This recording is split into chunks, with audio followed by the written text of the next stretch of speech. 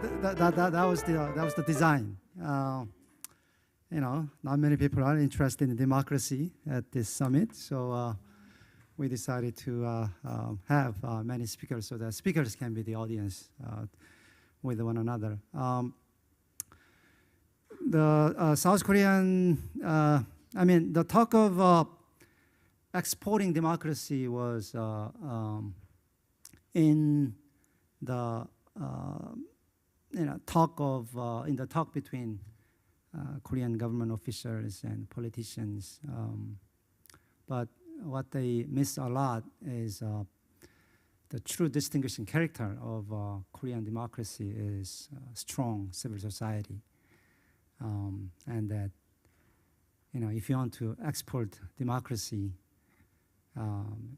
supporting the local government there is not gonna really strengthen democracy. What will really strengthen democracy there is supporting civil society who will critique and monitor and will kind of balance out the power of the government in the respective jurisdictions. So, as you can see, our panel is purely composed of civil society organizations from Southeast Asia. Our panel, why Southeast Asia? Because there is a rise in digital authoritarianism, which was the name of the original name of the panel, but the event being the government-sponsored event, there was a request to tone it down, so we are named, so that's the name we see. So we'll have all the speakers in the front. So can we have a Nenden? Can we have a V sit here, and Yihyeon sit next to her, and Nenden, the third seat from me, and Yongmi after that, and Darlene after that,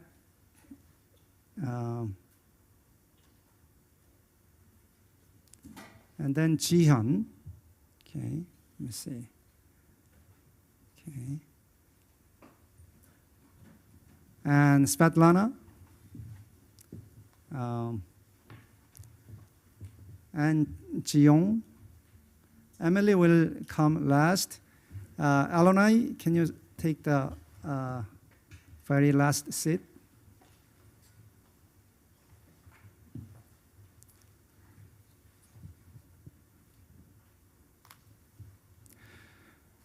Okay, so we have a lot of speakers, so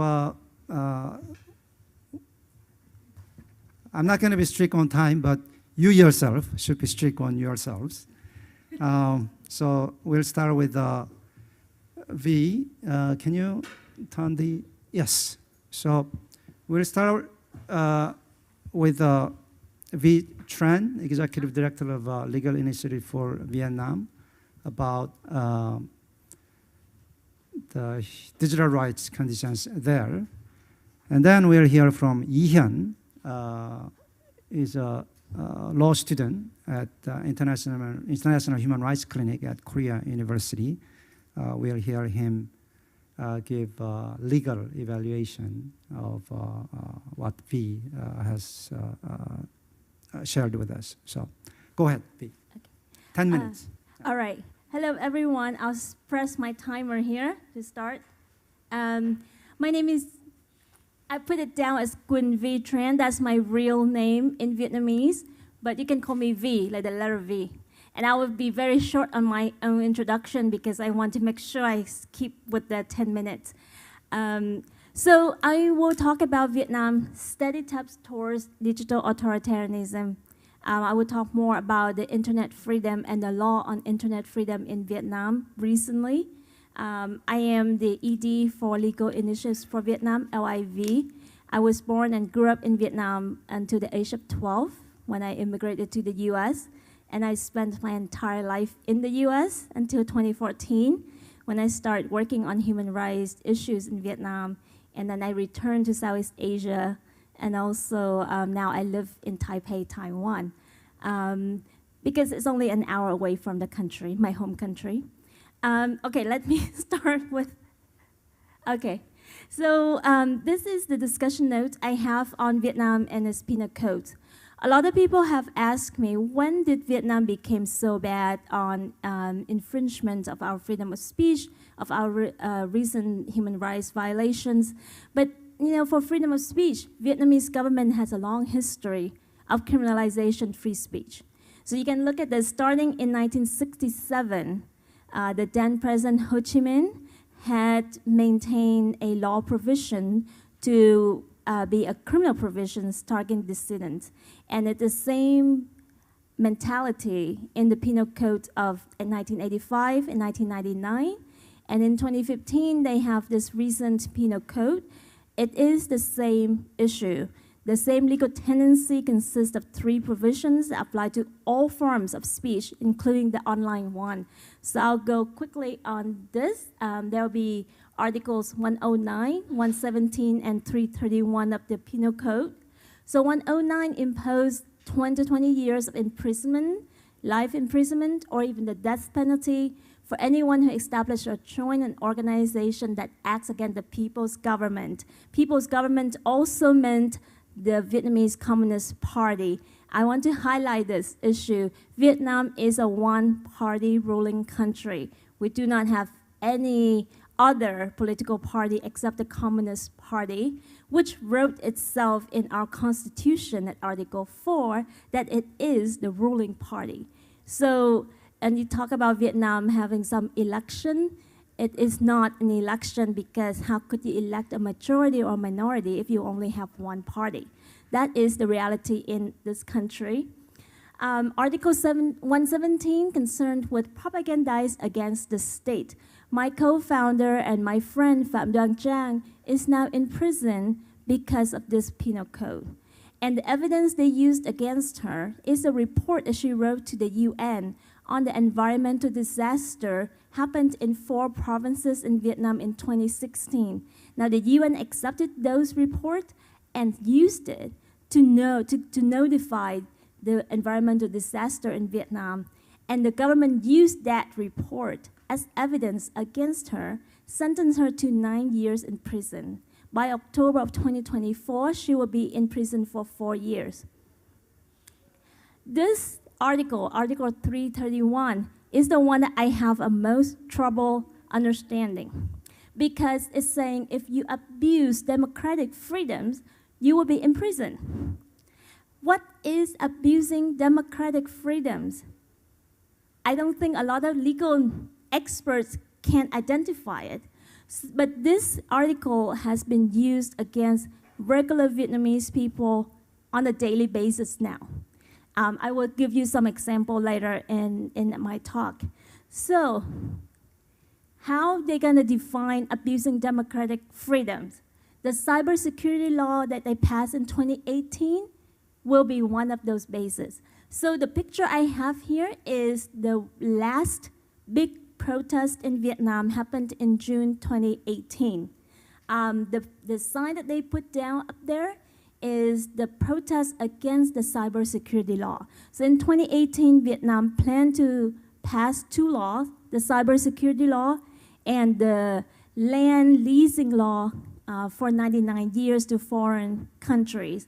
The land leasing law, because a lot of Vietnamese people were against it, they thought it would be used with China and let China lease the land for 99 years, which means like forever. So that law did not pass. But Vietnam passed the cybersecurity law in 2018. So what is the cybersecurity law?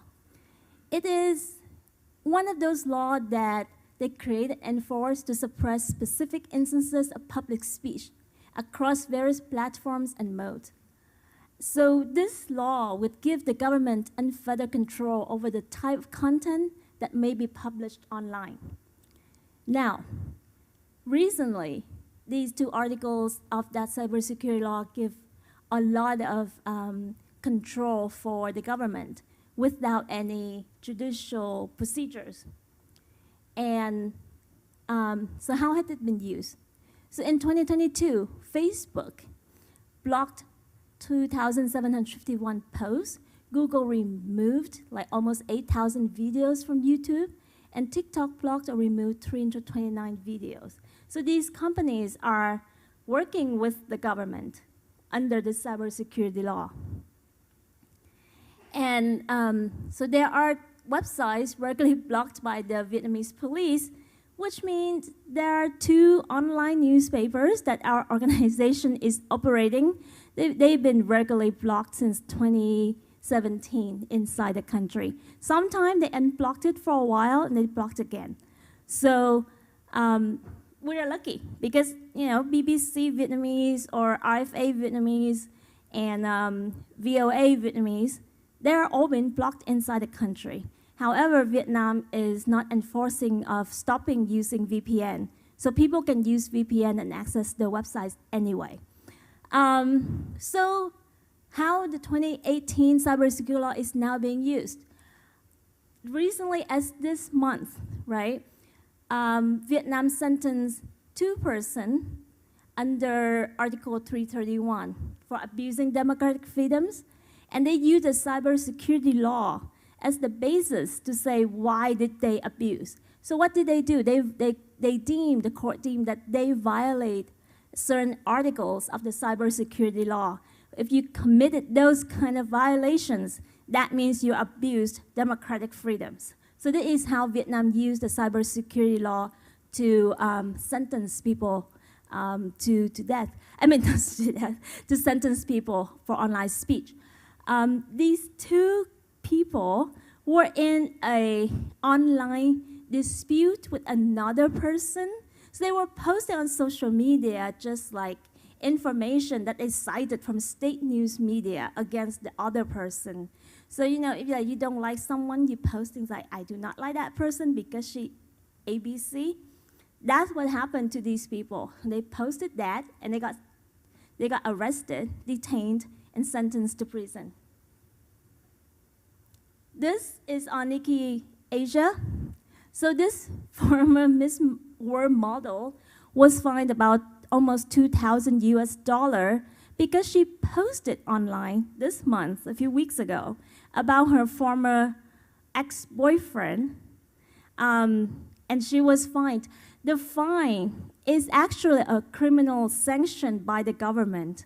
Okay, it's not because she posted something online that the ex-boyfriend didn't like and sue her in civil court. No, I'm not too sure about what the ex-boyfriend did, that the police would come or the government sanctioned her, but this fine is a criminal fine. It is actually part of a criminal system. So if you can imagine that you post something about your ex-boyfriend and you got sanctioned so heavy. It's about 10 times of what regular people would be fined. But regular people, when they put something on Facebook, they usually got fined. It's about 7.5 million Vietnamese dollar. It's probably less than $200. But they regularly fine people for posting things online. So internet shutdown, also a reality in Vietnam. Sometimes they will shut down the whole internet when there's something happened.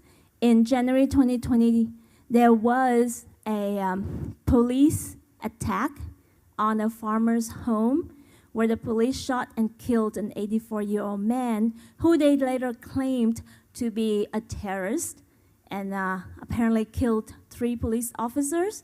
But the 84-year-old man was killed on 2020, and there were a storm on social media on that story. So the government shut down the whole internet for that. In 2020, the Ministry of Police also threatened to shut down Facebook, also threatened to ban TikTok in 2023. So Vietnam had certain laws that in clear violation of the ICCPR, which I think my colleague would explain later on. But Vietnam engaged in the data localization, data retention, state monopoly on internet service provision, and anonymity restriction. So all of this would enhance the domestic surveillance capabilities of the authorities. Vietnam authorizes the authority access to user data and surveillance on the user without procedural safeguards such as warrants, which means the police can go and get your data with the companies as they wish without a warrant, without any traditional provisions to stop them or to review their request.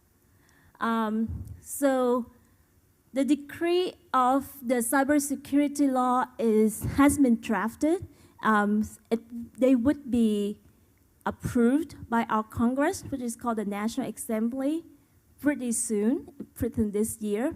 The law in Vietnam, I have to mention, when there is a law that's passed, like the cybersecurity, there are several decrees that our Congress has to pass to implement the provisions of the law. Now, Vietnam had used the cybersecurity law in their current cases, but the decrees, they will have to pass them this year as well. In July 2023, we want to mention the Decree 72. Decree 72 is a current law, but now they want to enforce more of the real name identity registration on social media, and it just put more restrictions on the people use on the internet. So without legal warrants, authorities regularly open and censor targeted private email, confiscated packages and letters, and monitor telephone conversations, email, text messages, blogs, and fax transmissions. I have real experience with these things. Because when I called people, even on WhatsApp or anything, people who are inside of Vietnam, I know they are very worried that they're being followed and surveilled by the government. So, the Criminal Procedure Code gives the police a self-issue search warrant. So the police can issue their own search warrant without any traditional provision to stop them from doing that. So the Decree 53 of the cybersecurity law also requires companies to provide user data to authorities upon request without any safeguards. So if the government wants to get your user data, they can. So why do I talk about internet freedom in Vietnam? This is our only civic space. It is the only thing that we have to communicate to the world. Without internet freedom, I would not be here today because I cannot communicate to the Vietnamese people inside the country. I grew up in the US, and the reason I came back to work on Vietnam's issues because I think of myself as a bridge to help Vietnamese people to carry their voices to the world, to the people like you listening in today. So I hope that you can understand how internet freedom is so special and valuable for Vietnamese people. Because if the government has its way to sanction us with internet freedom, our work would become a lot harder. And the younger generation will have a difficult time to raise their voices to the international people like you. So that is it. It's at the end of my presentation. Thank you so much. And if you have any questions, you can come up and talk to me and ask me. Thank you. Thank you. Thank you. If we're going to put the alarm on, make sure it goes off when the time hits the, yeah, okay, all right. So 7 minutes, Yihyeon, go ahead. Next. Yes, it's on. Yeah. Hello, I'll get started.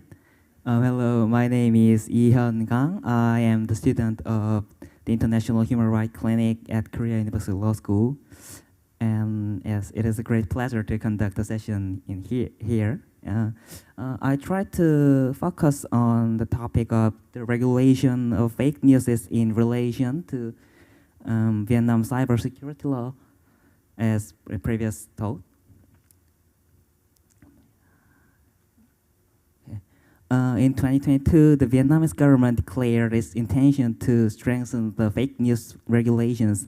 Indeed, fake news has emerged as a significant threat to democracy and human rights today. However, conversely, responses to fake news could also pose threat to democracy and human rights. In today's presentation, I aim to review the fake news regulation provisions of Vietnam's cybersecurity law based on a comparison with the international human rights law, especially the ICCPR Article 19. Yes. Among the problematic clauses, I particularly focused on one that relates to the harms of fake news regulation.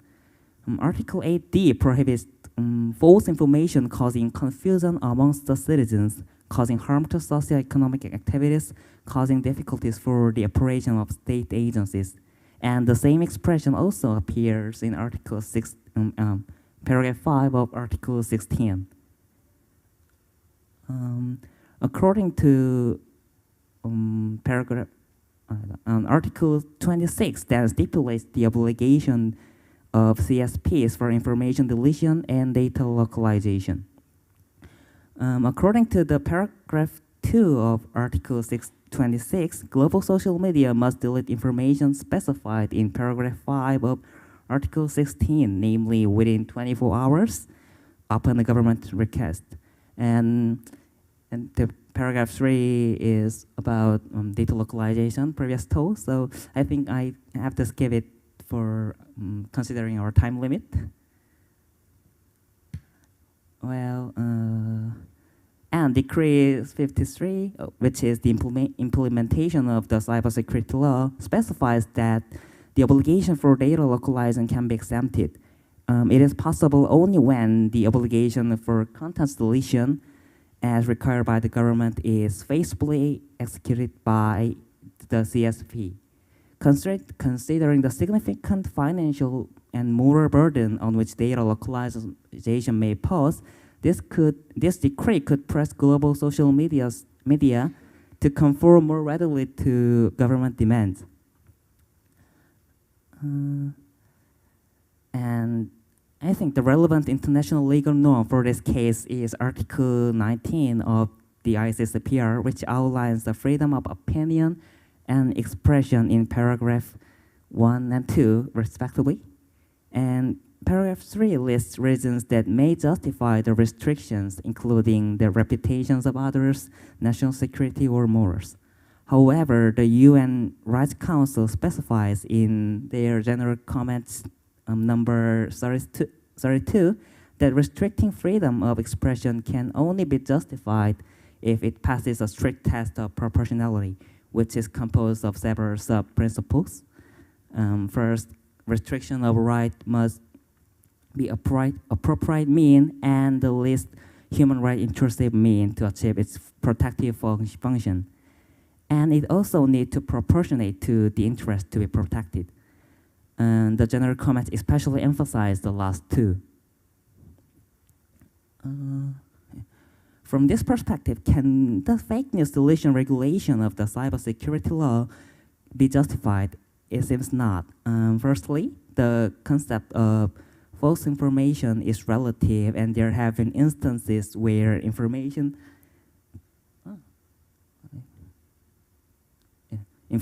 considered completely wrong was later proven true and vice versa. And actually, truth has been discovered through the discourse of distinguishing falsehood from truth. So, therefore, I think restrictions such as content deletion can only be justified when the falsehood of the information causes specific harm. Of course, the cybersecurity law also stipulates the deletion of false information only if it causes harm. However, the terms used by the cybersecurity law, such as confusion amongst the citizens and the difficulties for the operation, are so unclear and prone to broad interpretation.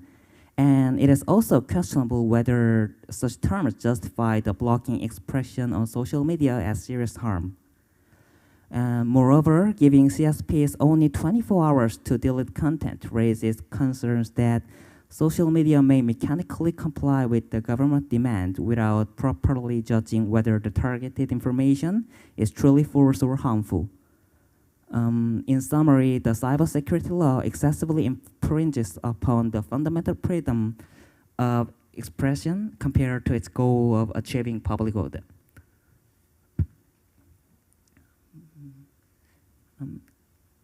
Then I believe that we can deny the effect of cybersecurity law in some cases based on the interpretation of ICCPR Article 19. And about direct binding effect of international treaty, there are monistic view and dualistic view. And the Vietnamese treaty law is adopting a monist approach, which affirms the direct application of international law and stipulates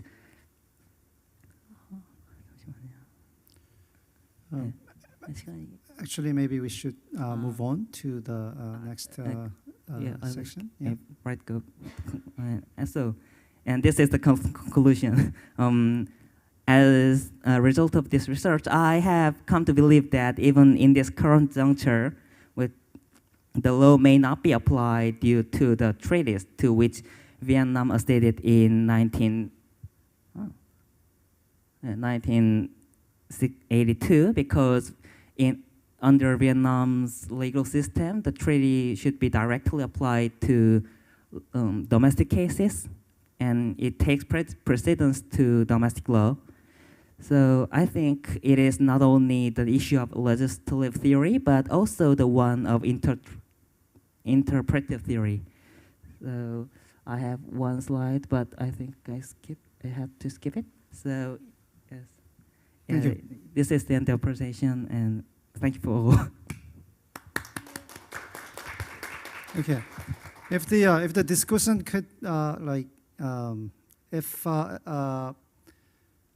if there's a section that you are talking about the laws that are already introduced by the main presenter on the country, if you could skim through or skip that and just go directly to evaluation, that will save us more time.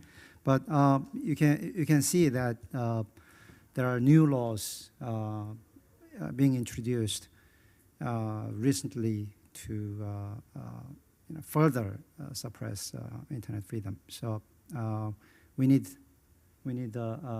more action on Vietnam, especially because Vietnam is up for review before UN Human Rights Council and UN Human Rights Committee, and Vietnamese government seems interested in projecting an image of a normal, open economy. So Vietnam even joined ILO. Well, is projected to join ILO in this year. So we'll move on to Indonesia, and Nenden, Executive Director of Southeast Asian Freedom of Expression Network, will speak on the status of internet freedom in Indonesia, followed by Yongmi KWON, who will give a legal evaluation of the situation under international human rights law. Maybe I should have said this in the beginning, but this panel was designed to foster alliance between civil society overseas to us, so Southeast Asia, and youth in Korea, who can and should take interest in fostering democracy overseas. And that's why we have this alternation between country report and legal evaluation, and hopefully, so the reason I'm saying this is Yongmi, the discussion, she just came from Geneva last week to help Indonesian civil society lobby in front of a UN Human Rights Committee, because Indonesia was up for UN Human Rights Committee review last week. So Nenden, go ahead. Okay, thank you. Hello, everyone. I'm Nenden, Executive Director of SAFENET, an organization based in Denpasar, Bali.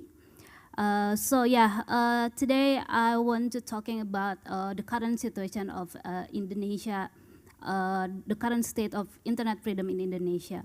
So Indonesia's democracy is backsliding, as we know every now, as evidenced by a series of legislative changes that have raised serious concerns about the erosion of fundamental freedoms.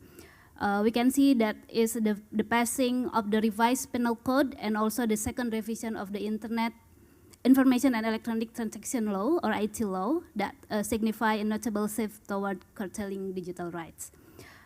The legal amendments aim to regulate online expression and introduce penalties that threaten the pillars of democracy. By broadening the scope of what constitutes punishable offense, these laws effectively expand censorship and stifle dissenting voices. The new criminal code, which will take effect in 2026, is deeply concerning, particularly in its potential to stifle freedom of expression and undermine the democracy in Indonesia. Several articles within the code present significant threats to fundamental rights and liberties, and it's painting a troubling pictures of increased censorship and government overreach. We can mention some articles of it, like 2018 and 2019, that target the act of insulting president and vice president, and then there are also articles 241 and 242, which pertain to insulting the government and state institution, that also broadening the scope of what constitute punishable offenses, and it also can empower authorities to silence dissent and suppress opposition as well. Moreover, we can see there's also Article 412 and regarding cohabitation, and Article 188 prohibiting the spread of Marxism, Leninism, and communism, represent a further intrusion of individual liberties and freedom of thought. So it's quite funny. So so we can see that those provisions restrict the personal autonomy and curtail political pluralism and ideological diversity, stifling the vibrant exchange of ideas necessary for a robust democracy.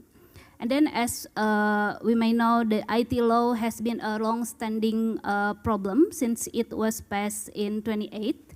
So the law has undergone 2 revisions, the latest of which occurred earlier this year. However, the revision didn't produce any better result. So this law is very effective for criminalizing focal groups such as journalists and activists. Right now, as we speak in this forum, Daniel Fritz, an activist fighting for the environmental on a small island called Karimun Jawa, is on trial for being charged under Article 28, Paragraph 2 of the 2016 IT law related to hate speech. The article, which carries a 6-year sentences, has forced Daniel to be detained since late last year. So Daniel had to experience this situation because he was very vocal in rejecting the shrimp farms that had been polluting his neighborhood.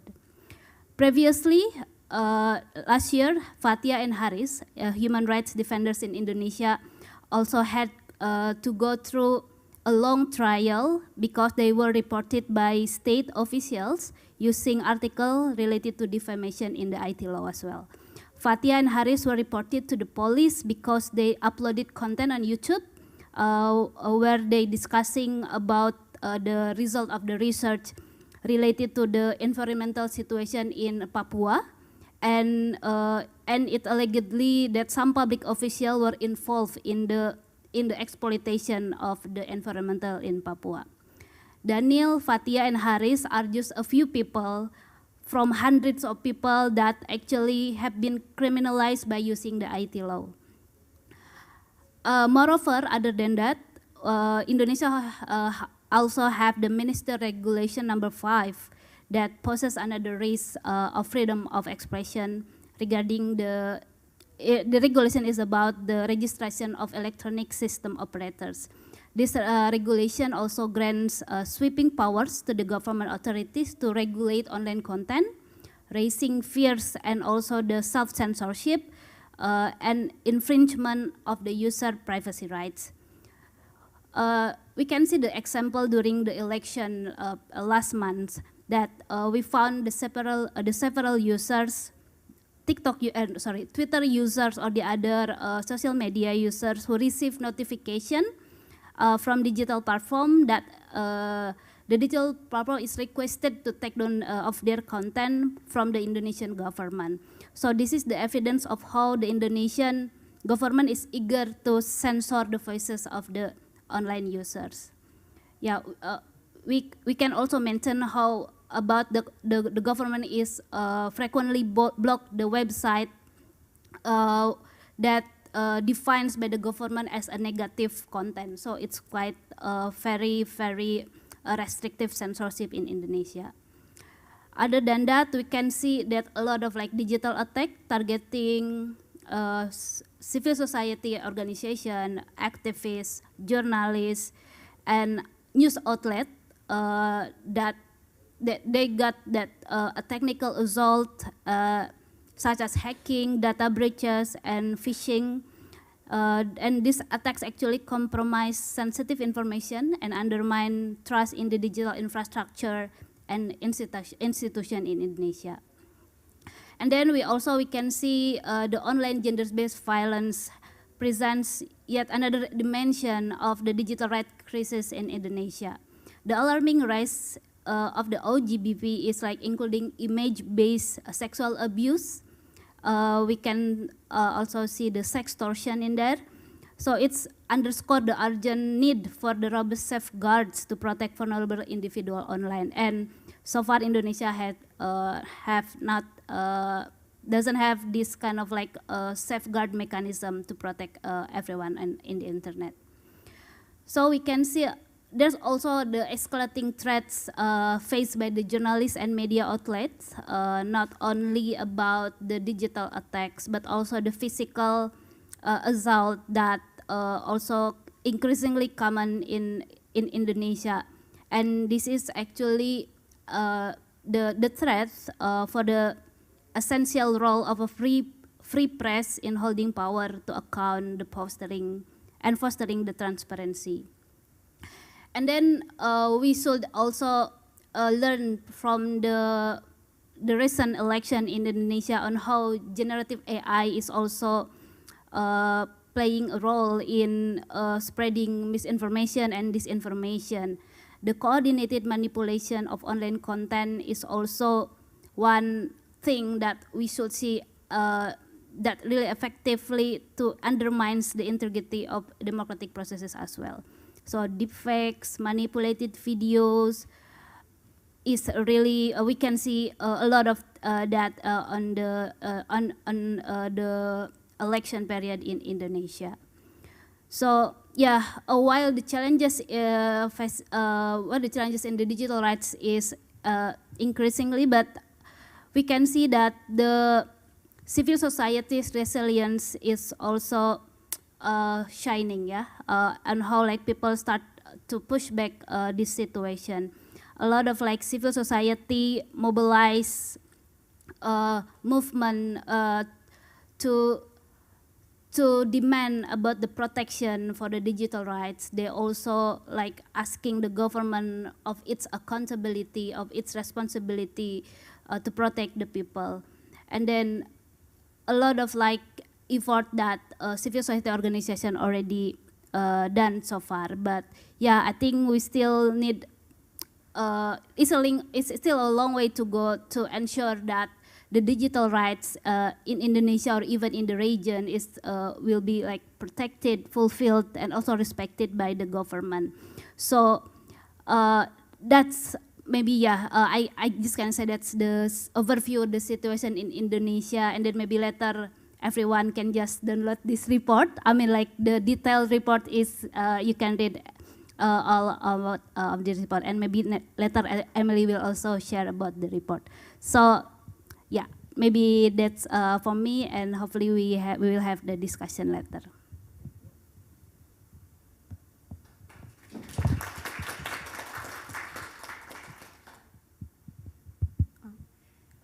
Okay, so good afternoon, everyone.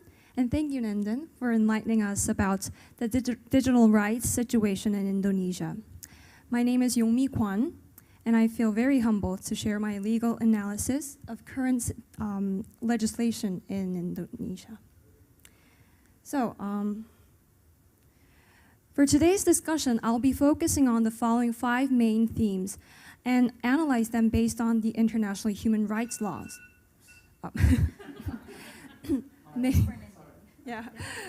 Mainly freedom of opinion and expression and right to privacy. The first point is about persecution of defamation. Under General Comment 34, the criminalization of defamation should be avoided, and imprisonment is never an appropriate penalty, especially when it comes to public figures such as government officials.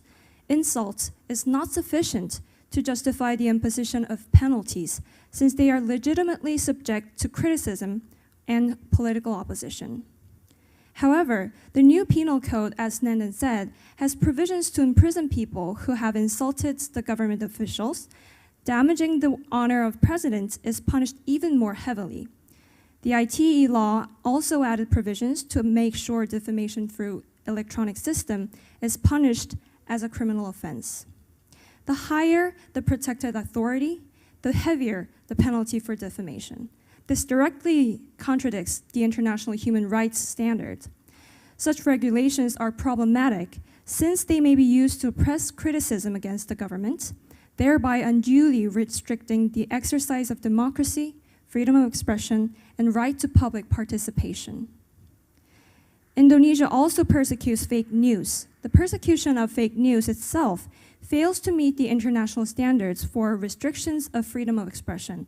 Under ICCPR Article 19, Paragraph 3, so-called the 3-part test, and thus should be abolished.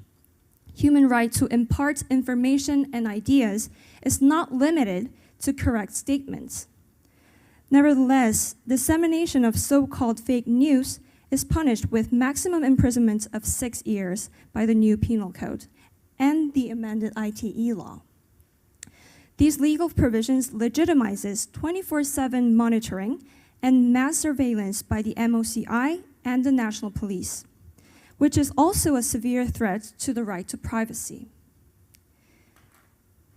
In Indonesia, publicly expressing one's opposition to the national ideology and expressing or persuading other people to be a non-believer are also persecuted. These provisions infringe the freedom of thought, conscience, and religion, right to equality and non-discrimination, as well as freedom of expression. The new penal code further criminalizes not only abortion, but also any kinds of representation of it. This is a clear violation of sexual and reproductive health and rights protected under CEDAW, which Indonesia has already signed and ratified. Indonesian government also restricts and suppresses online contents. As the Special Rapporteur has insisted, the government agencies should not be the arbiters of lawful expression. Considering its significant chilling effect, the international human rights law requires regulation of contents to be particularly specific and foreseeable. However, this overbroad prohibition of contents against propriety leaves plenty of room for arbitrary application. This concern was proved to be true by the case when this provision was used to imprison an influencer for LGBTQ+ contents. The ITE law and MR5 even allows the government to take down or terminate access to unlawful contents that is accused to disrupt the public order. This legitimizes the government's countless content and account removal, block of websites or apps, and internet shutdowns that Nenden has previously presented. During last week's UN Human Rights Committee review, the delegate from MOCI explained that after the criticism towards internet shutdown in Papua, Indonesia reviewed the legislation and made a constructive improvement by stipulating procedures in MR5. But was it really an improvement? The private ESOs must take down the contents in 24 hours, and if the case is urgent, immediately in only 4 hours. The problem is, MR5 defines this urgent case, again, with a very vague expression. The exception given by the law is overbroad, allowing government's arbitrary application. This is even more problematic considering that private ESOs are registered to MOCI. Current legislation also allows unlawful or arbitrary surveillance with an amorphous notion of national security or public order. Right to privacy must be strictly protected, since other human rights all require privacy to develop effectively. Surveillance distinctively threatens the essence of democracy and due process. So it needs minimum safeguards, such as strong oversight and permission by independent judiciary. However, in Indonesia, whereas lots of legislation allow surveillance power to different state agencies, few of them require judicial warrants. None of them include a detailed procedure of interception or independent oversight. For example, the EIT law widely allows interception for law enforcement without any minimum safeguards. But judicial warrant is not merely desirable, but it is essential because state institutions listed in this provision is incapable of providing necessary degree of independence and objectivity to prevent the abuse of surveillance powers. MR5 sets 5-day limit to private ESOs to grant government's request for direct access to users' personal data, while the private ESOs while the government has no time limit for the access except an ambiguous expression, reasonable period of time. So before I wrap up, I would like to emphasize that merely passing these laws do not make these restrictions lawful. Any restriction provided for by law should also be in accordance with the provisions, aims, and objectives of the international human rights law, and should be, in any event, reasonable in a particular circumstances. Thank you. How eloquent. Nenden and Yongmi's submissions were received by UN Human Rights Committee last week, and this Friday, the Human Rights Committee is supposed to issue concluding observations, which is a set of recommendations to Indonesian government, and we are really waiting and looking forward to reading that, which will be the result of our cross-border advocacy between Korea and Indonesia civil society. Before we move on to Philippines, the main host, by the way, only the first co-host is listed there, Southeast Asian Collaborative Policy Network. OpenNet is another co-host. But Southeast Asian Collaborative Policy Network is a network of civil society organizations in Southeast Asia. So Legal Initiative for Vietnam and SAFENET and Dakila, who will also speak later. They are members of this network, and this network arose out of this urgency that in many countries technology companies are the only protector, or the only stepping stone that people in their localities can rely upon when governments exercise censorship and surveillance. So collaboration between tech companies and civil society is essential. So that's why the network is named Collaborative Policy Network, and it was created out of partnership between Southeast Asian organizations and GNI, Global Network Initiative, which is a multi-stakeholder organization led by tech companies, actually. So Elonnai from GNI, she's the managing director there, will give us her input on this session, and she has another session to present, so she will move on. So, Elonnai? Yeah, thanks. This is on? Okay. Yeah. Okay. So thank you so much for the opportunity to be on this panel and for that introduction. And I won't take long, but I just wanted to first say thank you to the presentations and the legal analysis. I think there are a number of really concerning trends happening in the region, from network shutdowns to overly broad regulation to surveillance provisions.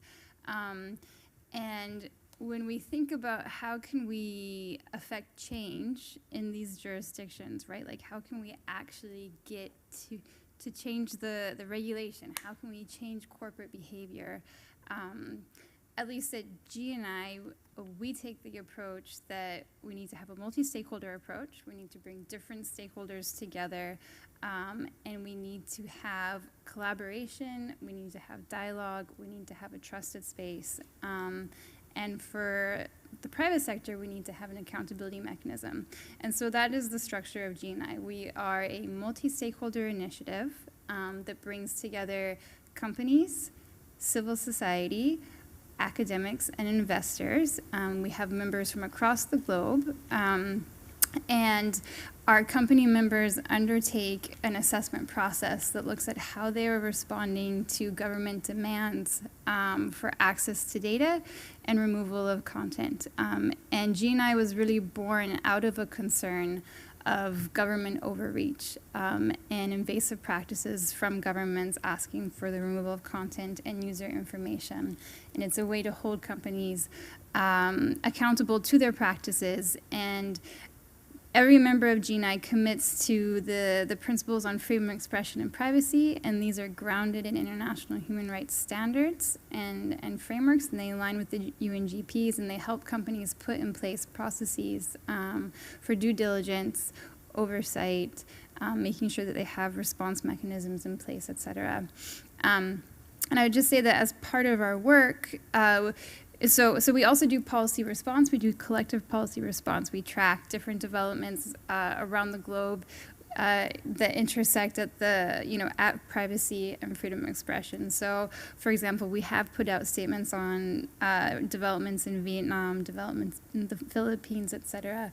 And I think there is a power that can be said of having a collective voice, of being able to take these local issues, these national issues, and then bring them onto the international stage, and with a strong and robust network of stakeholders. And so something that we also tried to do is to bring local stakeholders together and have them and empower them to engage with regional companies and with larger international companies towards overcoming a number of the regulatory challenges that have been outlined here. And that was kind of the ideation and the hope behind the Collaborative Policy Coalition and the Collaborative Policy Network. And I would say that we did this in Africa, Latin America, and South Asia as well.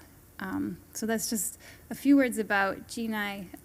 But I think really when we think about how do we make change in this very difficult environment, I would just emphasize the importance of multi-stakeholder collaboration. Thank you. All right, we'll move on to Philippines and Darlene from Dakila. Okay. Go ahead. And we'll be followed by Jihyun, again, student at Korean University International Human Rights Clinic, which is actually 33 people strong right now, and some of them are, by the way, this event is being streamed through YouTube, so it's being viewed by people outside this room. Some students from the clinic are also watching. So By the way, Jihyun is the leader of that clinic. I want to give applause for her leadership in this in this effort to encourage the students to participate. So go ahead, Darlene. Okay, thank you, KS. Good afternoon, everyone. I'm Darlene Gan. I'm a digital rights advocate, and I'm also the Learning and Development Director of Dakila from the Philippines. So just a bit about Dakila. It means noble or heroic in Tagalog, and it is a collective of artists, youth, activists, and organizers building a movement of heroism among their communities through human rights advocacy and creative activism. So for the Philippines, I want to focus on 3 key issues in Philippine digital spaces. The first will be attacks on free speech and expression. Second is the rise of surveillance and restriction of private communication. And third is the ongoing push for content regulation due to ostensibly curb fake news and disinformation. So on the first, on attacks on free speech, in the Philippines, the Cybercrime Prevention Act of 2012 has been weaponized against free expression of journalists, human rights activists, and artists. The Manushya Foundation actually a few days ago published a comprehensive report on digital dictatorship in Southeast Asia, and our colleagues at Foundation for Media Alternatives in the Philippines contributed to the report. And so we are fortunate also to have Emilie here to also share about Lao later. So just a bit of the Philippines from the report. It tallies 3,770 cyber libel cases filed since 2012. A study by the National Union of Journalists in the Philippines that it cited showed that 61% of the cases against journalists that it studied are filed by local politicians. Artists have also been repeatedly arrested and harassed using the same law. For example, Bambi Beltran, a screenwriter and Dakila member, was arrested and charged for violating the Cybercrime Prevention Act in April 2020 for a satirical Facebook post on the response of the local government to the spread of COVID-19. And then in May 2023, she was once again arrested and charged for the very same post, but this time for violating Article 154 of the revised Penal Code on unlawful use of means of publication and unlawful utterances. Another example, Pura Luca Vega, a drag artist, was arrested first in October 2023 and most recently just last month for allegedly violating Article 201 of the revised Penal Code covering obscene publications and exhibitions in relation to Section 6 of the Cybercrime Prevention Act that I mentioned. After a video went viral of their performance of the Lord's Prayer in Filipino while dressed as Jesus Christ. So it's an attack on his Pura Luca Vega's expression. Content has also been weaponized to support crime charges. For example, Jade Castro, a filmmaker, was arrested again just last month without warrant on alleged charges of arson of a modern jeepney. And a social media post of Castro opposing the modernization program was cited as a possible motive in the resolution by the prosecutor's office, despite no physical evidence linking him and his companions to the crime. Also related to attacks on free speech is the silencing of media critical of the government. So one is through regulation or litigation. So in January 2022, for example, we know that ABS-CBN, the largest television network, which was critical of former President Duterte, was shut down when Congress voted against its renewal of its operating license. Its frequencies were awarded, actually, to Duterte ally network SMNI. And in June 2022, the Securities and Exchange Commission ordered Rappler, a news website, to shut down, and politically motivated cases have also been filed against Maria Ressa and Rappler on cyber libel and tax offenses. Another tactic is through killing and threats, of course. In October 2022, radio and online broadcaster Percival Mabasa, also known as Percy Lapid, who was a critic of Duterte and Marcos Jr. and spoke against disinformation, was killed. He was the second journalist killed during President Marcos' administration. And following this, two other TV journalists, TV and online journalists, also received online threats that they were next. And so because of these cases against Rappler, the shutdown of ABS-CBN, the environment of online harassment, and even threats of red tagging, journalists are more cautious when reporting, or at times even avoid reporting, on stories on corruption, certain government figures, the local armed conflict, the peace process, and so on. Content blocking is also another tactic that we've seen. In June 2022, the National Telecommunications Commission ordered Philippine ISPs to block 27 websites on grounds that they were affiliated with groups designated terrorist organization by the Anti-Terrorism Council. Access has since been restored to one of the news websites, Bulatlat. However, most of the other websites remain blocked up to today in the Philippines. And so last month, UN Special Rapporteur on Freedom of Expression and Opinion, Yongmi KWON, said that these websites blocking is a direct form of censorship and emphasized that any decision that restricts the freedom of expression should meet, as was mentioned earlier, the three-part test of legality, necessity, and proportionality provided for under international human rights law. So the Anti-Terrorism Act, which created the Anti-Terror Council, as well as the Anti-Cybercrime Law, are thus being used to attack legitimate free speech, as well as the right to private communication.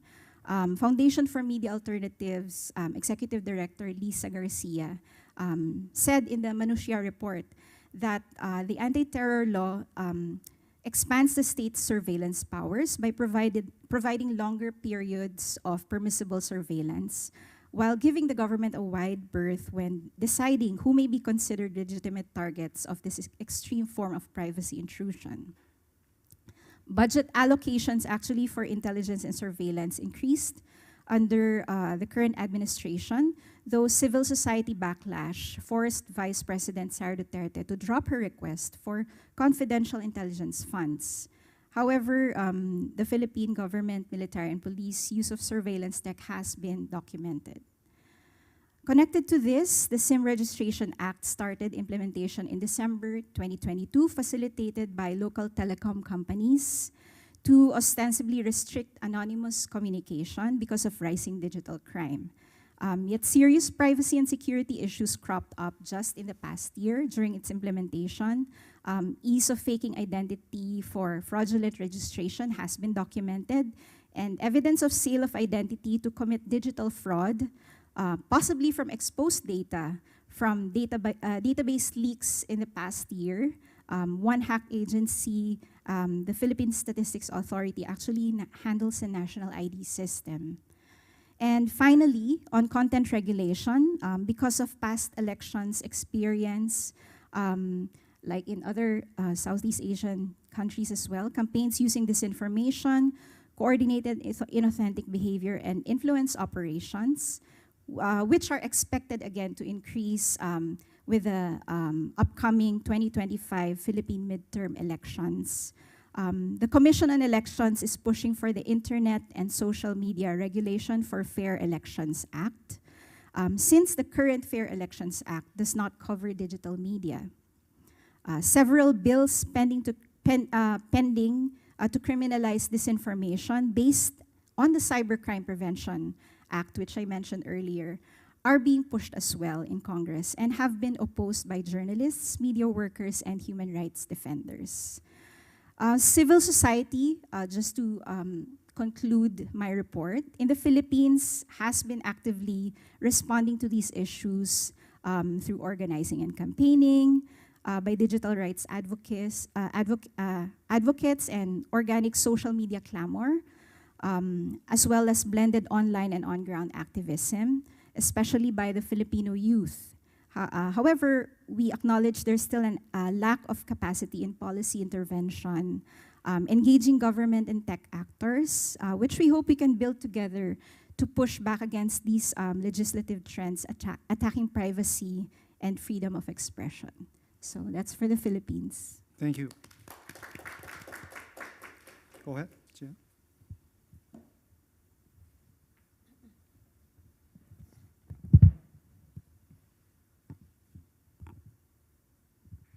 Hello, I'm glad to join this constructive session on digital democracy today. I'm Jihyun from the International Human Rights Clinic, and I express my gratitude to Darlene for comprehensively outlining the status quo of digital media freedom environment in the Philippines. I'll be commenting on the legal issues at hand on the Philippines' digital environment. First, we'll see what HRs are being compromised. Next, we'll conceptualize the domestic legal basis that enables such threats and evaluate this legal system in terms of international human rights frameworks. And we'll conclude by looking into what should be done to harbor minimum safeguards. I selected the three most relevant and constitutional human rights. In the middle is right to security and privacy. On the right is the freedom of expression, its main apparatus being media shutdowns and online censorship. On the far left is the human dignity and right to life. Then what are the legislature that empower the state authorities in violating such human rights? The Anti-Terrorism Act contains problematic provisions on online censorship, allowing a wide range of personal data on terrorist suspects to be collected, but they're in fact innocent citizens. And the SIM Registration Act poses a threat by lacking protection clauses for data and privacy. Next, the Cybercrime Act and the Penal Code unduly criminalize online activities solely for expressing dissent that are otherwise legitimate activities and expressions. But even domestically, these rights and freedom are ensured by the Constitution. It's the arbitrary state enforcements that breach these rights. The UN Special Rapporteur has questioned the legality of these laws in her preliminary observation speech. Plus, there certainly have been attempts on the part of government bodies and civil society to defend these fundamental rights. The Bambi Beltran arrest is an illustrative case wherein the bills mandated during the pandemic, as well as the cybercrime law, were used as a weapon to vilify HR defenders and progressive individuals, thereby intimidating democratic civil space and narratives. Then, are these domestic laws and state enforcements consistent with international human rights standards? Of course not, but we'll look into how. The first issue is red tagging. It's very pervasive and violates several types of human rights. The ICCPR, ratified by the government nearly 3 decades ago, proclaims the right to security and due process of law. Thus, red tagging, which occurs in extra-legal conditions, is fundamentally at odds with this domestically constitutional and internationally accepted inviolable right. As a supplementary comment, there have been projections by NUPL that red tagging itself could be criminalized, even by domestic law. We know that the NTF-LCAC has conveniently continued red tagging because it's not legally defined in express terms and therefore does not constitute a crime.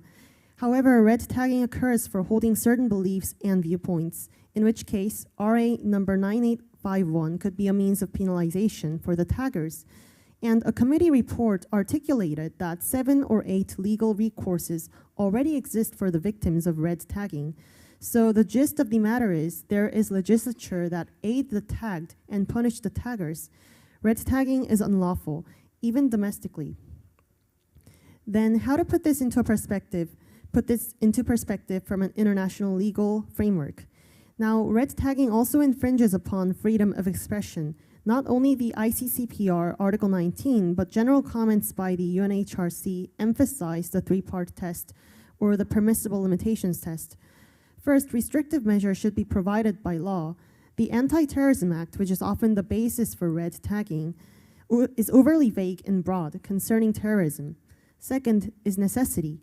The problem with ATA is it does not require the state to establish a connection beyond reasonable doubt between the expression, that is often hate speech or disinformation, and the threat perceived. The final is proportionality, the least intrusive. However, General Comment 34 repeatedly affirmed that the penalization of media or attacks on an individual cannot in any case satisfy necessity or proportionality. And communication surveillance carried out based on ATA should be understood along the same lines.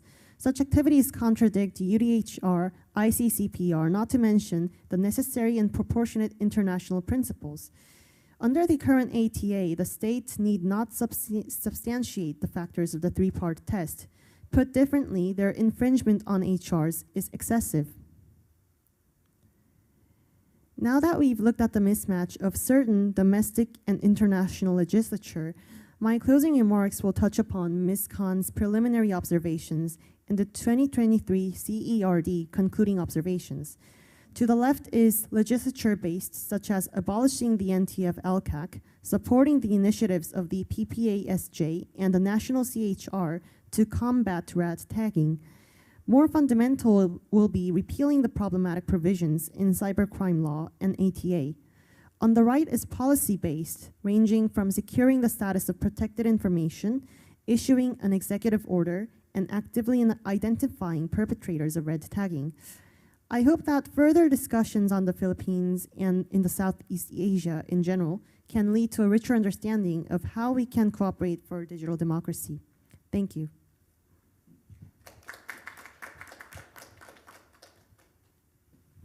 Thank you. I think this is one of the rare documents that attempts to analyze red tagging in a government operation under international human rights law.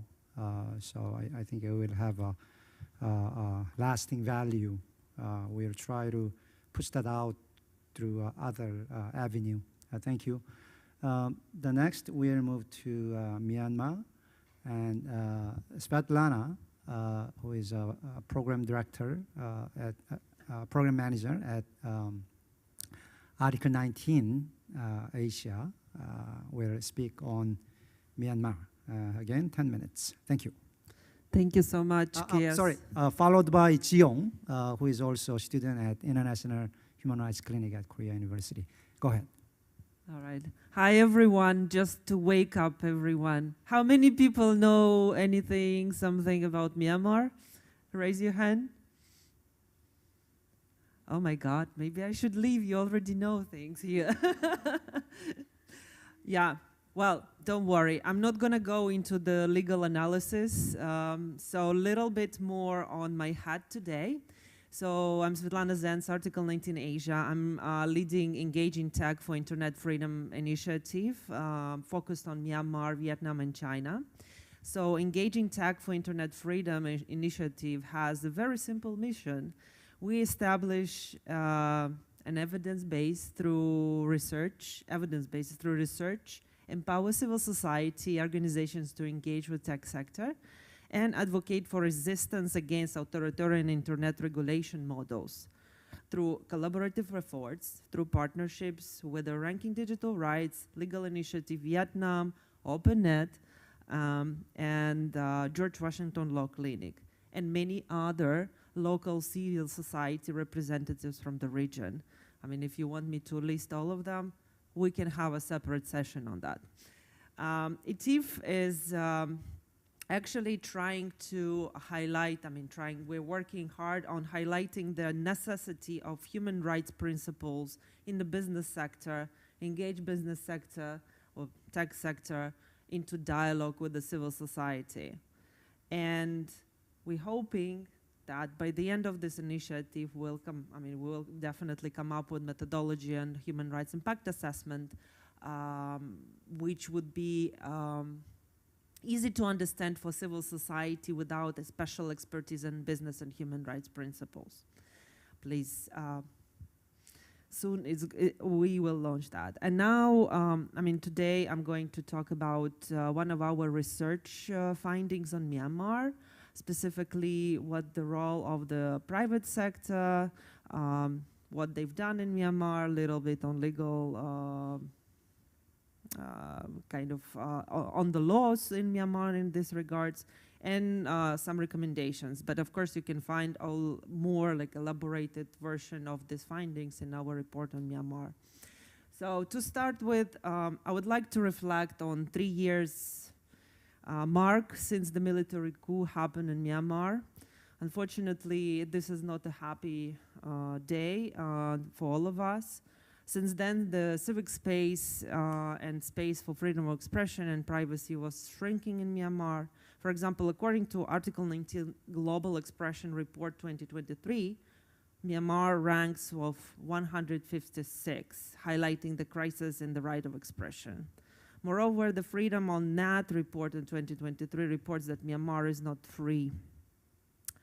So, in Myanmar, the junta's relentless crackdown on freedom of expression has reached alarming proportions. Consider the staggering number of individuals being detained, over 1,480, and including 64 journalists there, marking Myanmar as one of the world's biggest jailers of journalists, second after China. Just a few recent detentions, even seemingly incautious actions on social media, like commenting on sharing anti-coup movement posts, can lead to arrest in Myanmar, unfortunately, and imprisonment.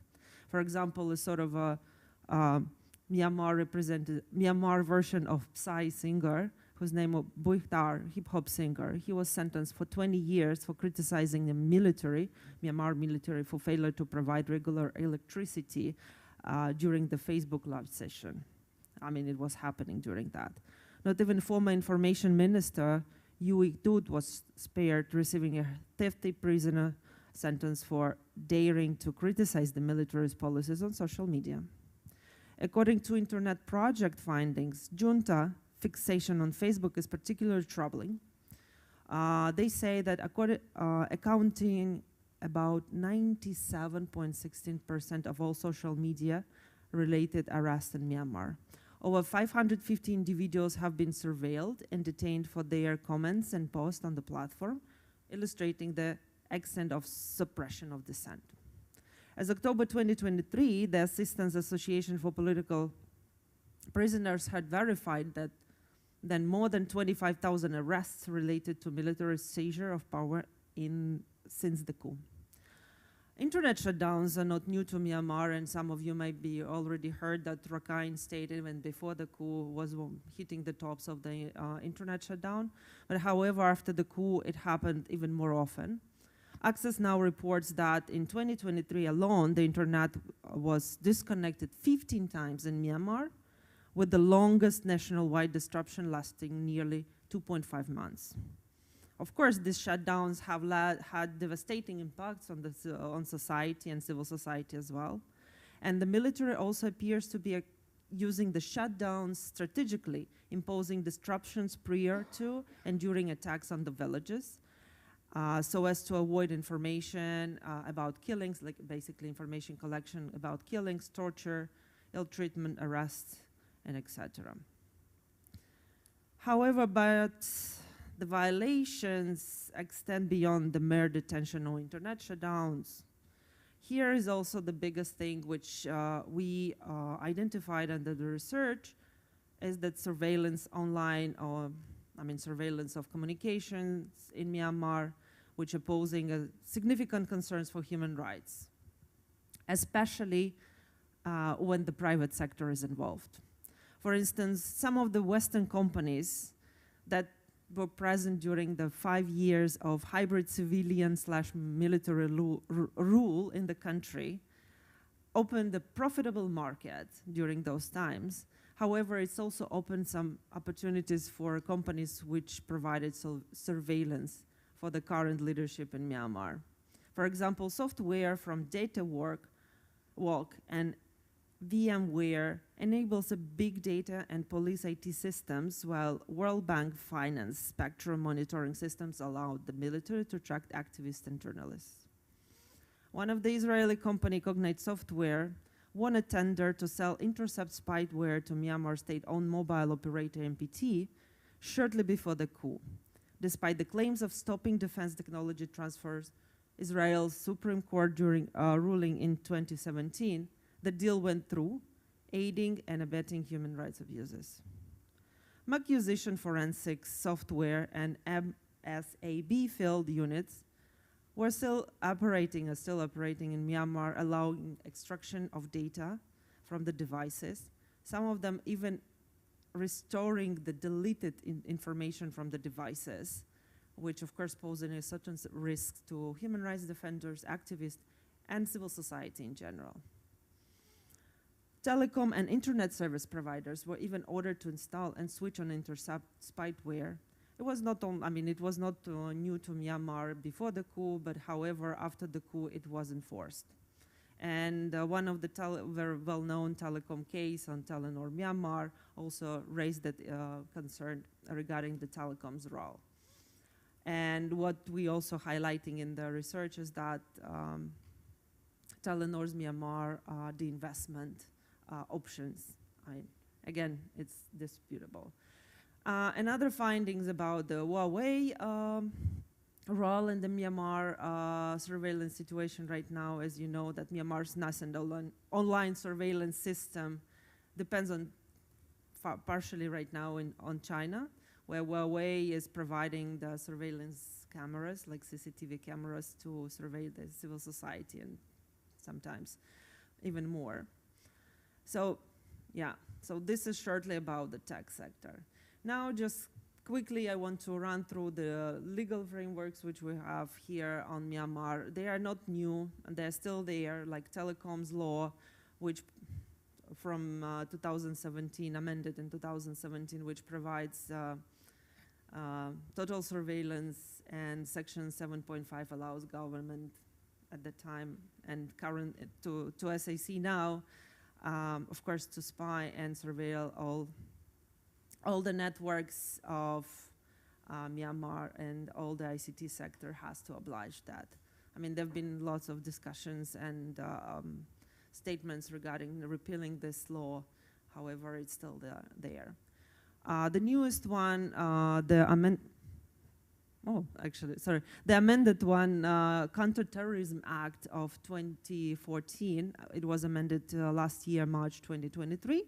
Section 47 empowers the Counterterrorism Committee to issue orders to the interception and restrict of electronic communications of terrorist groups. And guess what? Who are the terrorist groups in Myanmar right now? Electronic Transaction Law 2024, amended at least two more times, and the last one was in 2021, also introduced a lot of restrictive measures and criminal penalties for those who are violating the law.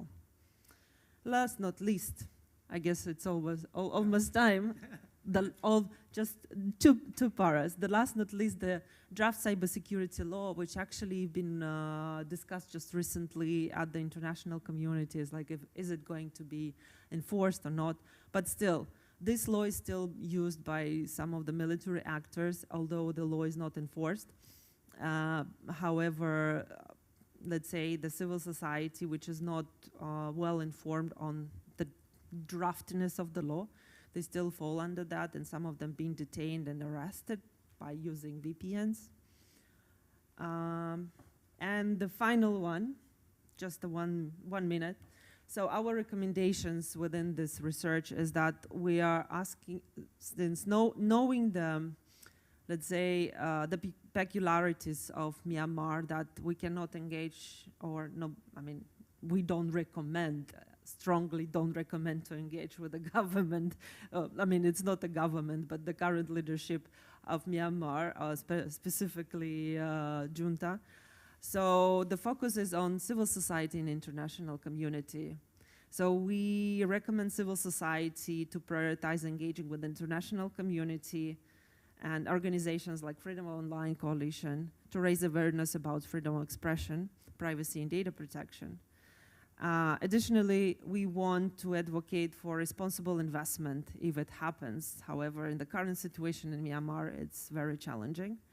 We're stressing the importance of conflict analysis before investment for any activities. We're also calling for participating in meaningful consultations with responsible businesses, harnessing leverage to influence governments and businesses' relationships, as well as discussing divestment options and responsible exits.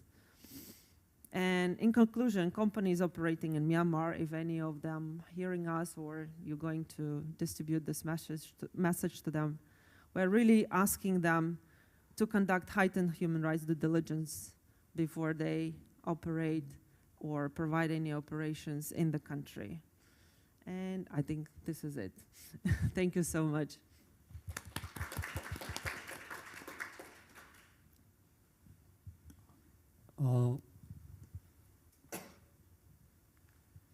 Hi, I'm Jiyong Kim, also from the International Human Rights Clinic in Korean University School of Law. It's an honor to be here.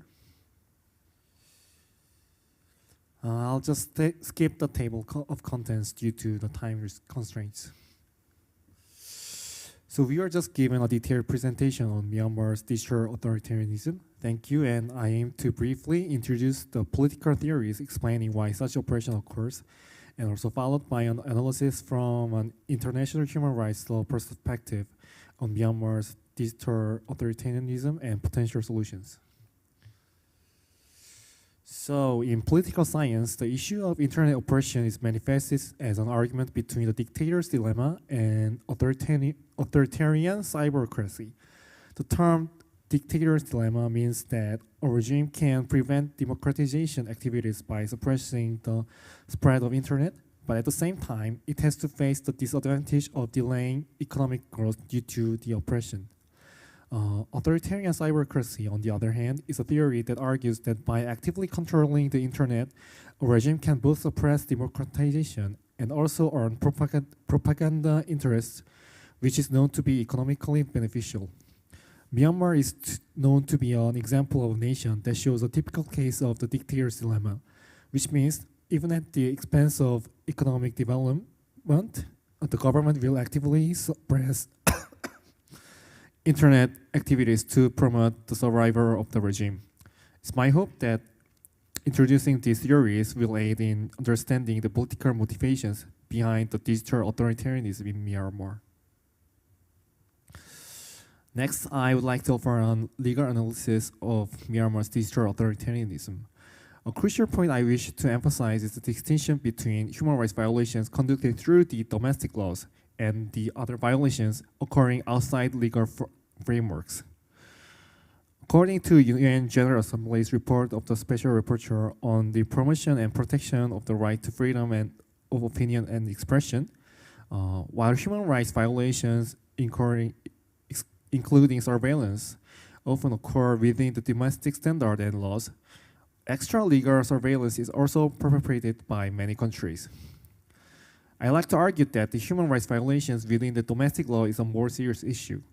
Human rights violations conducted outside the law directly contradicted the rule of law, but violations within the legal frameworks can lead to more systematic and bold infringement as the legal system is continuously adjusted to facilitate human rights violations. Myanmar, in this case, manipulates its domestic legal system to enhance ambiguity and facilitating further rights violations and surveillance. The international human rights system recognizes the seriousness of such legally framed violations as well. International Covenant on Civil and Political Rights, otherwise known as ICCPRs, in there, the Article 17 states that no one shall be subjected to arbitrary or unlawful interference with his privacy, family, home, or correspondence, nor to unlawful attacks on his honor and reputation. And ICCPR General Comment number 16 elaborates that arbitrary interference may include legally sanctioned interferences, underlining that even legal interferences must comply with the Covenant's provisions and objectives, and must be reasonable under specific circumstances. Next, I will discuss the solutions. To address human rights violations and surveillances using domestic laws, international bodies are exploring solutions like global program development and developing new general comments on established conventions like the ICCPR. For example, UN General Assembly's report of the Special Rapporteur on the promotion and protection of human rights and fundamental freedom while countering terrorism has recommended developing a global privacy protection capacity building program, and also the drafting a new general comment on ICCPR Article 17 to establish proper limitation tests and guidance for states. Similarly, UN General Assembly's report of the Special Rapporteur on the promotion and protection of the right to freedom and opinion and expression has emphasized a new need for a new general comment on privacy rights in response to technological advancements. So these efforts primarily focus on encouraging states to revise their domestic laws through the traditional naming and shaming. Contrary to the common belief, states are generally aware of and acknowledge the international regulations on privacy and surveillance to some extent. It has been noted that some states have declared derogations from Article 17 to counter terrorism. Though these notifications are often too generic and lack specificity required under Article 4, this suggests that many states attempt to act within the international legal framework, and it respects it while navigating their domestic legal and political dynamics. Furthermore, the development and formalization of international norms can fill in the gaps when I'll just skip this part due to the lack of time. I just want to mention that, pardon me. A crucial point here is that the role of corporations developing information technologies in Myanmar who are potentially colluding with the state to facilitate surveillance, further destabilizing the balance between the states and individuals. Preventing such complicity requires recognizing corporate social responsibility in a way to ensure that technologies do not contribute to human rights abuses. So what I'm saying here is that developing a new kind of corporate social responsibility to include the concept of preventing the misuse of information technologies by the states is essential. If the if the international human rights systems are begin to recognize and formalize such new types of corporate social responsibility, it could offer legal standings to companies who are forced to provide technology under duress, allowing them to resist future coercion. This is my conclusion, and it's just a summarization of what I just said, so I have to skip it as well. And yeah, that's it. Thank you.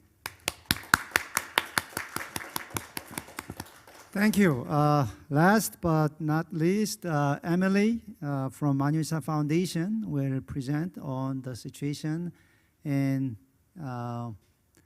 Thailand and Laos. Yes. Yeah, thank you, everyone. So because it's late and it's 6 p.m. and I know everybody wants to leave, everybody is tired and busy, what I would like you to do is to please scan the QR code, because you will get the report of the ASEAN Regional Coalition to Stop Digital Dictatorship. It's a coalition that was established in 2020, and it's really to resist online authoritarianism. And all the members are from Southeast Asia, including SAFENET here, and the Foundation for Major Alternatives from the Philippines. And there are other members from Myanmar, as well as from Cambodia and Vietnam, and the people from Myanmar also from the Rohingya community. And so while we are exposing digital dictatorship in our work, our goal is not necessarily to collaborate with tech companies. So in order to collaborate with tech companies, we are joining this coalition. Most of the people who are part of the ASEAN Regional Coalition to Stop Digital Dictatorship are very clear in our goal is to decolonize digital rights. Right? Digital rights has often been a topic led by Global North experts, whereas we are the ones living and experiencing digital dictatorship in our region. So it was critically important for us to come together, to build this coalition, to resist online dictatorship, and to restore our online democracies together. So please check the report. You will see that in the report we are already doing the international human rights law analysis for you. In the chapter number 3, you will see all the list of international human rights law and standards that countries in Southeast Asia should be compliant with, should be respect, and you will see then in the report that all ASEAN countries are actually violating international human rights law because of the weaponization of cyber laws and the weaponization of national security in order to crack down on dissenting voices, to go after journalists, to go after activists and pro-democracy youth. The countries I'm going to focus are Thailand and Laos. I don't have any discussants to reply to me, so it will be faster. But again, everything is in the report. I just want to flag key issues, but you will be able to see everything in the report. Thailand is one of the longest monarchy in the world, right? We still have a king. And because we have a king, we also have what we call the lèse-majesté law. So it's basically section 112 of the criminal code that forbids anyone to criticize the monarchy and the heirs. And if you do, you can go for up to 15 years in jail per account of lèse-majesté, and you will be fined. And so this lèse-majesté law has been weaponized and overly used since the rise of the pro-democracy movement in 2020. And we have seen an increasing number of youth that are being arrested and are being charged under 112, under the lèse-majesté law. And one of the most critical cases that we had is the case of Bas, who is a pro-democracy youth activist from Chiang Rai, from the northern part of Thailand, who was arrested and put in jail for lèse-majesté. And he got 50 years in jail just for 27 Facebook posts that he shared. So he basically reshared Facebook posts that are about the monarchy, and he got 50 years in jail. So that's the price that you need to pay in Thailand for speaking your truth to power and for just daring to share Facebook posts about the monarchy. Basically, they are doing their best to silence you. And Manu, he has been charged and he has been jailed recently in January 2024 while we have a new government, right? We were supposed to have a new semi-democratic government since last year, but the new government is just the continuity of the military government that we had before. So we don't see any change really. And Thailand for the past 4 years has been rated as not free under freedom of the net. We are also the author of the cultural report of freedom of the net. And so digital dictatorship is real. And if you look at our reports, we are looking at 4 years of digital dictatorship across 9 Southeast Asian countries from 2020 until the end of 2023. And the situation is getting worse. And to show you how the situation is getting worse, I'm just going to move quickly to Laos because we don't have more time. Laos is it's one of the most restricted countries in the world. There's no civic space. There's no independent civil society. So most of the people that you will see in Laos that are civil society are not independent. They are very paranoid and they are very scared of speaking the truth because of the disappearance of Sombat Sampon, one of our uncle who disappeared in 2012. In December 2012, when he was doing very legitimate and very non-political or sensitive development work. Since that moment, civil society in Laos has been very scared to speak up. So the people who are not speaking up in Laos are the young generation. And there is a new wave of pro-democracy youth in Laos that are using social media to speak the truth to power, to denounce Chinese investments in Laos and China monopoly over Laos and the Lao government.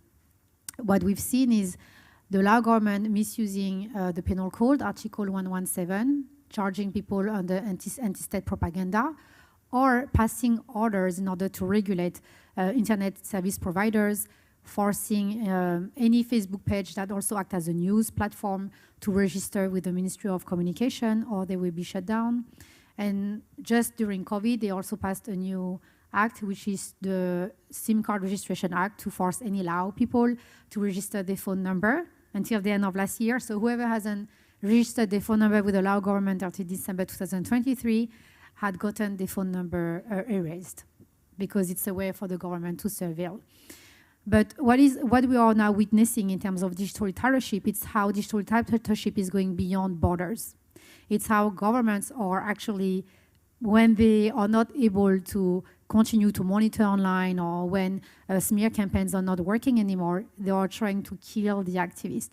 So we heard from the Philippines journalists being killed, but what is happening now is governments going after bloggers, going after online activism, going after civil society and activists who are trying to flee the country because they're facing defamation cases, or who are simply doing their online activism. And so last year in Laos, we have the case of Jack, who is in the report, you will see.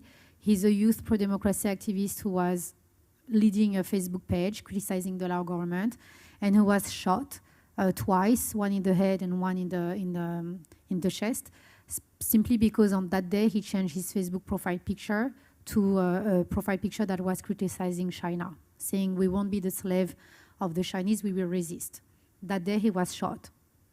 And so we had to evacuate him. And he's not the only case of people being shot because of the online activism. We also have another Lao activist who was doing democracy activism online and offline, who was killed in May 2023 while he was on his way to be relocated to Australia. And so it's really, I would like to emphasize on Laos, because what we are witnessing on Laos, we're also seeing the trend coming from Cambodia and Vietnam. Last year, we have a Vietnamese blogger who disappeared in Thailand because of transnational repression. So digital literacy is real. Governments are weaponizing the laws and passing cyber laws to crack down on dissenting voices. They are passing take-down order, forcing internet service providers to remove content within 24 hours. And at the same time, in the case of the Rohingya, for example, in Myanmar, you have tech companies who are putting profit over people and who are not changing their business model to stop, hate speech or hate speech campaign against the Rohingya community. So we are very operating in a space that is very close. We don't have any support. The only way that we have to resist digital literacy is by building solidarity among ourselves. It's by, doing our Ever First report together to denounce digital literacy that is happening in the region. And what we are seeing that is very worrying is how digital literacy is now going offline. And we are seeing all those cases of Cambodian online activists, Vietnamese online activists, Lao online activists coming to Thailand to hide, to escape torture, to escape arrest, to escape being killed or disappearing. But when they are coming to Thailand hoping to be safe, they are then facing transnational repression because Lao government, Vietnamese government, Cambodian government, and Thai governments are working together to arrest them, to deport them, or to make them disappear. So what we are seeing online has severe repercussion offline. And that's a trend that we are seeing growing. So digital literacy is not only happening online, the result is also being experienced by activists offline. And we don't want more people to be shot. We don't want more people to be killed just because they are speaking the truth to power. So there's a real need for our ASEAN governments to comply with international human rights standards. There's a real need for tech companies also to resist digital literacy, to not remove content or to not comply with domestic laws that are violating international human rights standards.